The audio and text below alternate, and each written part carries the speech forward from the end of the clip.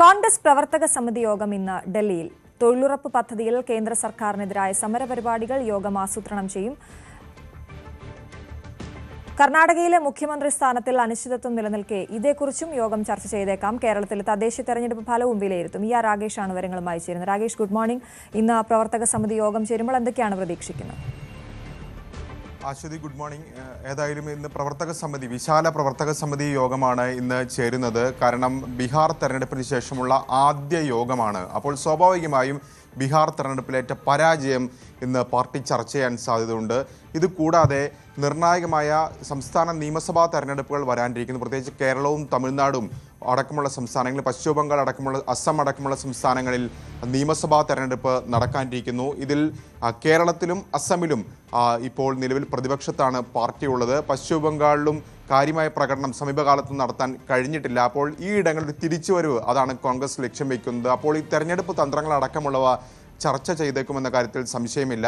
കൂടാതെ ദേശീയ ഗ്രാമീണ തൊഴിലുറപ്പ് പദ്ധതി, ആ പദ്ധതി മാറ്റിക്കൊണ്ടാണ് BBG റാംജി ബിൽ അടുത്തിടെ കഴിഞ്ഞ പാർലമെൻറ്റ് സമ്മേളനത്തിൽ കേന്ദ്ര സർക്കാർ പാസ്സാക്കിയത്. അപ്പോൾ അതുകൊണ്ട് തന്നെ വലിയ പ്രതിഷേധം അന്ന് തന്നെ ഈ വിഷയം ഉയർത്തിയതാണ് കോൺഗ്രസ് അടക്കമുള്ള പ്രതിപക്ഷ പാർട്ടികൾ. പ്രത്യേകിച്ച് രാഷ്ട്രപിതാവിൻ്റെ പേര് അതിൽ നിന്ന് മാറ്റി, കൂടാതെ ഈ പദ്ധതി തന്നെ ആകപ്പാടെ മാറ്റിക്കളഞ്ഞു.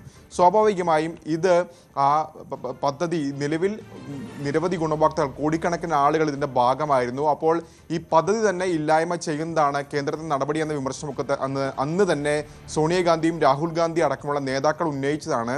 അതിനുശേഷം കോൺഗ്രസ് എല്ലാ ജില്ലാ കേന്ദ്രങ്ങളിലും സമരങ്ങളൊക്കെ തന്നെ നടത്തിയിരുന്നു. രാജ്യവ്യാപകമായി ഇനി ഈ പ്രതിഷേധവുമായി മുന്നോട്ട് കൊണ്ടുപോവുക എന്ന് തന്നെയാണ് കോൺഗ്രസ് ലക്ഷ്യം വെക്കുന്നത്. അത്തരത്തിൽ ആളുകളെ ഒപ്പം നിർത്തുക, തൊഴിലുറപ്പിൻ്റെ ഭാഗമായ ആളുകളെയൊക്കെ തന്നെ ബോധ്യപ്പെടുത്തുക, എന്തുകൊണ്ട് ഈ വിഷയത്തിൽ പ്രതിഷേധിക്കുന്നു തുടങ്ങിയ കാര്യങ്ങളിലൊക്കെ തന്നെ ഒരു ചർച്ചയുണ്ടാകും. അപ്പോൾ സമര പരിപാടികൾ രൂപം നൽകുക എന്ന ലക്ഷ്യം കൂടി ഇന്നത്തെ പ്രവർത്തക സമിതി യോഗത്തിനുണ്ട്. കൂടാതെ നേരത്തെ സൂചിപ്പിച്ച പോലെ വിശാല പ്രവർത്തക സമിതി യോഗം നടക്കുന്നതുകൊണ്ട് തന്നെ മുഖ്യമന്ത്രിമാർ, പാർട്ടി ഭരിക്കുന്ന സംസ്ഥാനങ്ങളിലെ കർണാടകയിലെയും ഹിമാചൽ പ്രദേശിലെയും തെലങ്കാനയിലെയും മുഖ്യമന്ത്രിമാർ ഈ യോഗത്തിൽ പങ്കെടുക്കുന്നുണ്ട്. അതിൽ തന്നെ കർണാടകത്തിൽ മുഖ്യമന്ത്രി സ്ഥാനത്തെ ചൊല്ലി സിദ്ധരാമയ്യയും DK ശിവകുമാറും തമ്മിൽ വലിയ തർക്കം ഇപ്പോഴും നിലനിൽക്കുന്നുണ്ട്. ഇക്കാര്യവും പ്രവർത്തക സമിതി മുമ്പാകെ ചർച്ചയ്ക്ക് വന്നേക്കാം. ചർച്ചയ്ക്ക് വന്നില്ലെങ്കിൽ യോഗത്തിന് ശേഷം സിദ്ധരാമയ്യെ നേതാക്കളുമായി പ്രത്യേകം കൂടിക്കാഴ്ച നടത്താനും സാധ്യതയുണ്ട്. ഏതായാലും DK ശിവകുമാറിനെ യോഗത്തിൽ പങ്കെടുക്കുന്നതിന് അദ്ദേഹത്തിന് ക്ഷണമില്ല എന്നാണ് മനസ്സിലാക്കുന്നത്. അങ്ങനെയെങ്കിൽ സിദ്ധരാമയ്യ സംസ്ഥാനത്തെ രാഷ്ട്രീയ സാഹചര്യങ്ങൾ ബോധ്യപ്പെടുത്തും നേതൃത്വത്തിന്. രാഹുൽ ഗാന്ധിയുമായും കൂടിക്കാഴ്ച നടത്താൻ അദ്ദേഹം ശ്രമിക്കുന്നുണ്ട്. പ്രത്യേകിച്ച് KPCC പ്രസിഡന്റ് തന്നെയാണ് ഉപമുഖ്യമന്ത്രി DK ശിവകുമാർ. പുതിയ KPCC അധ്യക്ഷൻ വേണം എന്നൊരാവശ്യം സിദ്ധ അനുകൂല ക്യാമ്പ് കഴിഞ്ഞ കുറേ മാസങ്ങളായി ഉന്നയിക്കുന്നതാണ്.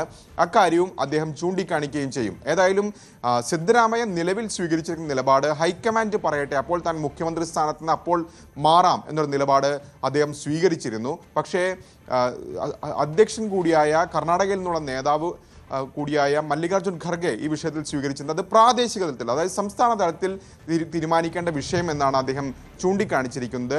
DK ശിവകുമാർ ആകട്ടെ താനൊരു പാർട്ടി പ്രവർത്തകനായി തുടരുമെന്ന അഭിപ്രായ പ്രകടനം പുറമേക്ക് നടത്തുന്നുണ്ടെങ്കിൽ പോലും അദ്ദേഹവും മുഖ്യമന്ത്രി സ്ഥാനത്തിനായുള്ള നീക്കം ശക്തമാക്കുന്നുണ്ട്. അതുകൊണ്ട് തന്നെ രാഹുൽ ഗാന്ധി അടക്കമുള്ള നേതാക്കൾ ഈ വിഷയത്തിൽ എന്ത് നിലപാട് സ്വീകരിക്കും എന്നുള്ളത് നിർണായകമാണ്. ഏതായാലും രാവിലെയാണ് ഈ യോഗം നിശ്ചയിച്ചിരിക്കുന്നത്. ശരി രാകേഷ്.